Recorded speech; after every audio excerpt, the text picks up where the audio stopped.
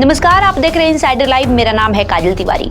लोकसभा चुनाव के पहले चरण के मतदान की उल्टी गिनती शुरू हो चुकी है। पहले चरण के चुनाव में बिहार की 4 सीटों पर मतदान को लेकर सभी दल पूरी तरह से तैयार हो गए हैं। दोनों गठबंधन का ध्यान अब दूसरे चरण की लड़ाई पर है। दूसरे चरण के इस चुनाव में 5 सीटों पर एनडीए की सहयोगी जदयू के उम्मीदवार मैदान में होंगे, जबकि महागठबंधन की ओर से 3 सीट कटिहार, किशनगंज और भागलपुर में एनडीए के सामने कांग्रेस के उम्मीदवार होंगे, तो 2 सीट बांका और पूर्णिया में राजद जदयू को टक्कर देगी। यानी कहा जाए तो महागठबंधन के इन 2 प्रमुख दलों पर आधी आधी लड़ाई का जिम्मा होगा।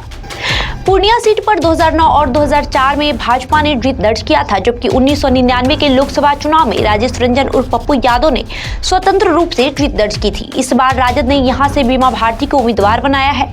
बीमा का मुकाबला पूर्व विजेता संतोष कुशवाहा से होगा, लेकिन इन दोनों के बीच पप्पू यादव भी चुनाव मैदान में और निर्दलीय ताल ठोक रहे हैं।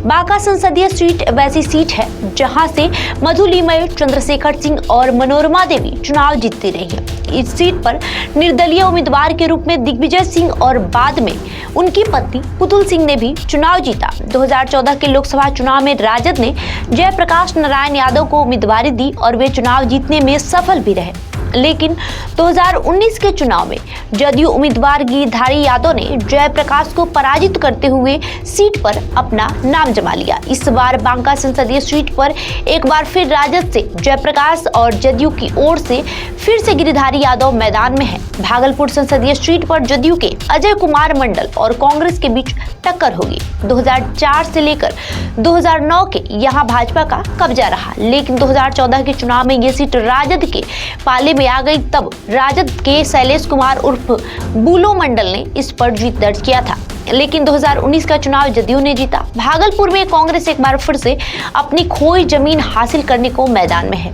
कांग्रेस से अजित शर्मा और जदयू से अजय कुमार मंडल के बीच यहां टक्कर होनी है। किशनगंज और कटिहार क्षेत्र में एक सीट पिछले चुनाव जदयू ने जीता, तो दूसरी सीट कांग्रेस ने।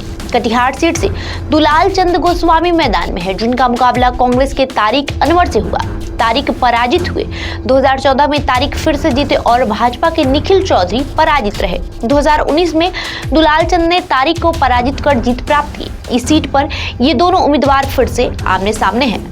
दूसरी ओर किशनगंज संसदीय सीट 2009 से कांग्रेस के पास रही है। 2 बार सीट पर कांग्रेस के असरारुल हक ने जीत दर्ज की है, जबकि 2019 के लोकसभा चुनाव में नरेंद्र मोदी की प्रचंड लहर में भी कांग्रेस अपनी ये सीट बचाने में सफल रही थी। तब मोहम्मद जावेद ने जदयू उम्मीदवार मोहम्मद अशरफ को पराजित कर महागठबंधन को एकमात्र जीत दिलाई थी। इस चुनाव में यहां जदयू के मुजाहिद आलम और कांग्रेस के मोहम्मद जावेद के बीच टकराव होना है। बहरहाल आपका इस खबर पर क्या राय है, हमें कमेंट जरूर करें। इसके साथ इस वीडियो को लाइक करें, शेयर करें, हमारे यूट्यूब चैनल को सब्सक्राइब करें। धन्यवाद।